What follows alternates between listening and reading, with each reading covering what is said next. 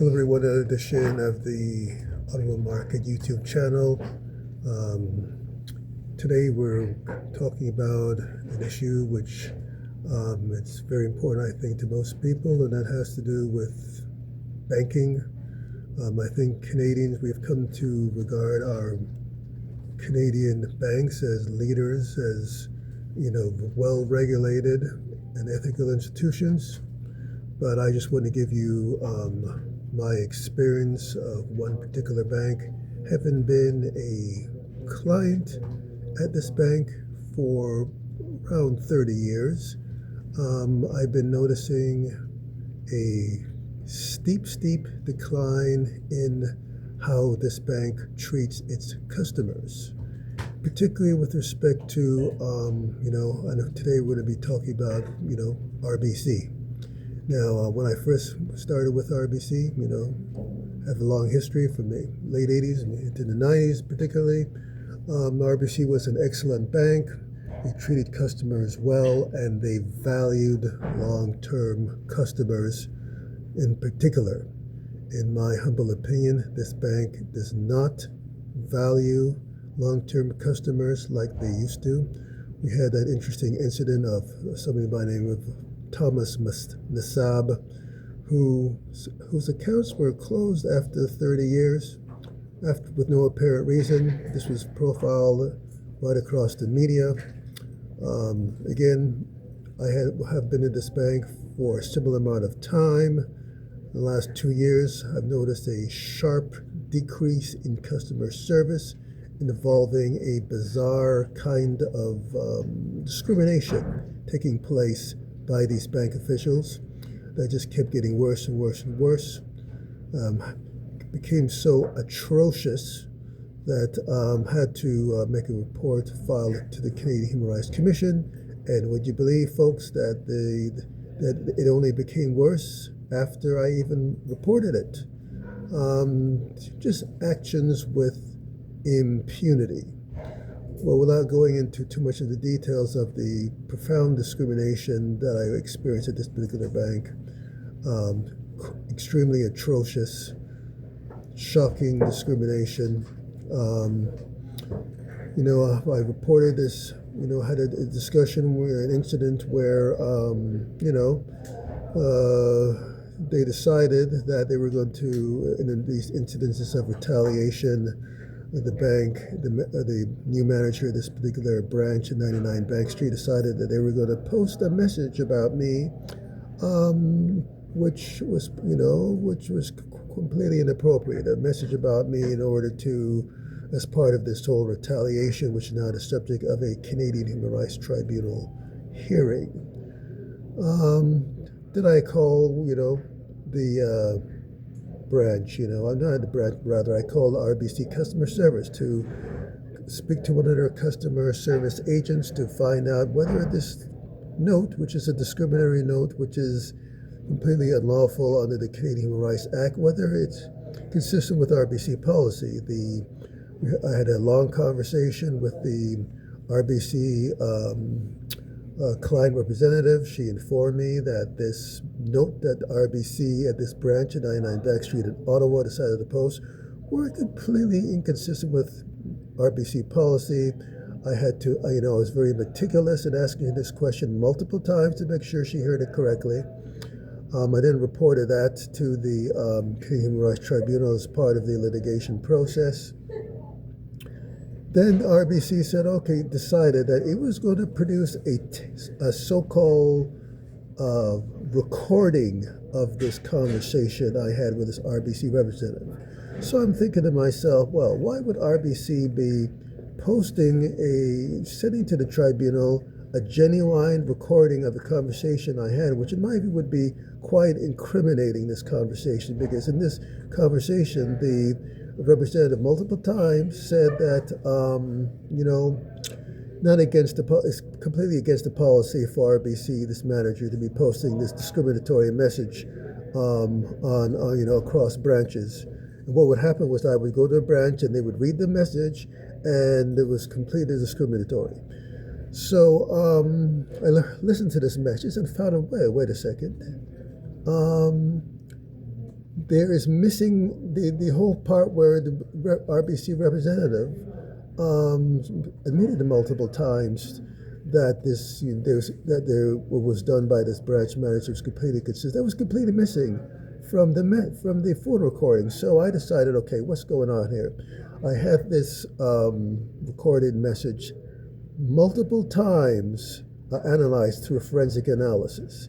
And in this forensic analysis, according to forensic analysis, the RBC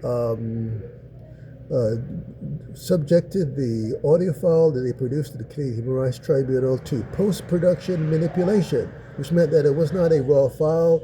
They manipulated the file to make sure that its incriminating parts were not included. This was according to the forensic expert, which did the analysis. I then provided this information to the Human Rights Tribunal. I didn't redact the name because I thought, okay, we're dealing with an ethical process. I thought that RBC had some sense of ethics, but after this, I did that. I didn't redact the name because, it's supposed to be open and transparent in, the whole discovery process. All of a sudden, the RBC, what they did is that they produced the contact information of this particular forensic expert. And after they produced the contact information, that basically shows you that they had the contact information and they were at least in the position to recontact that representative. So after this happened, this representative blocked me, apparently got scared of further contact, with me after RBC produced this information. I don't know what went on, but people out there, use your own imagination about what could have went on with respect to this representative and any potential context with RBC. With that in mind, I requested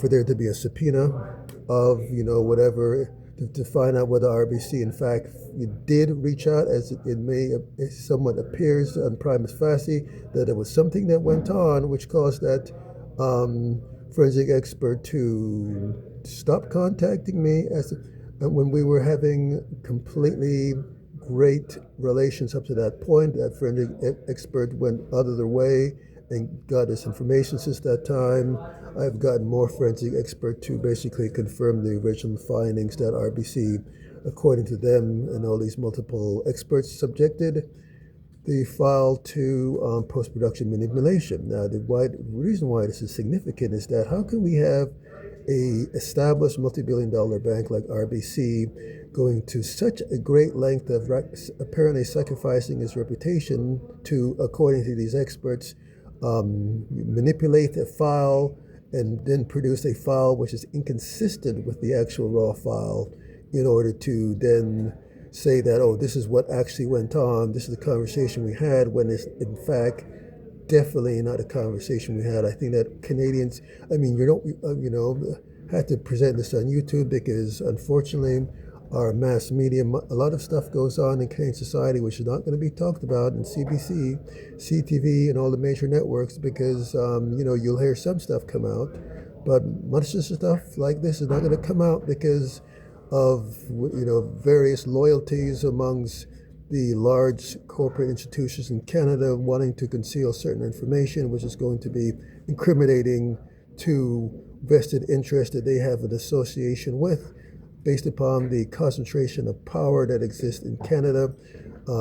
So I'm reaching out to Canadians in general who are concerned about ethics, who are concerned about, these type of activities going on. I know I've had experiences with Bell, which is completely different. I've had conversations with Bell where they looked through the tape and found out that I did have a certain conversation with Bell Canada and Bell representative, and Bell Canada has been always frank, 100% honest in any in standing by any conversations which the representative had. When things have gone on where the representative said certain things, Bell Canada has gone out of its way and made sure to respect and to investigate and to deal with the sincere, frank conversations which I had with Bell Canada. Apparently, RBC is taking a different line according to these forensic experts, and this is quite disturbing. I think that is very disturbing for there's such an institution to, like the RBC, apparently to manipulate files according to these forensic experts. Just imagine the implications of that.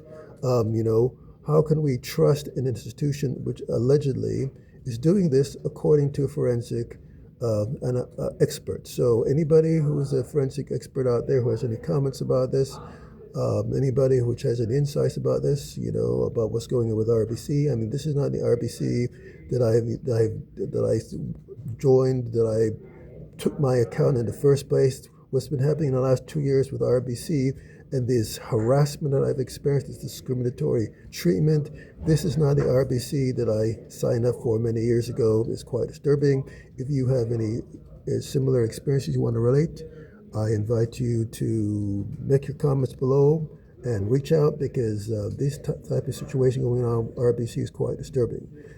Thank you very much for watching this edition of the Ottawa Market. And what's going on with RBC, I don't know, but it's just absolutely outrageous and crazy what this institution is doing. And I can tell you from my observations with other Canadian banks remain fairly ethical and responsible. So this is an experience which I'm just having with this bank, which apparently Mr. Nassab had his own type of experiences. And this is quite a disturbing situation with respect to an institution, according to these forensic experts, which are doing this type of unethical behavior. So not just discrimination, but we have, it gets far worse when we're dealing with the, manipulation of evidence, apparently and allegedly.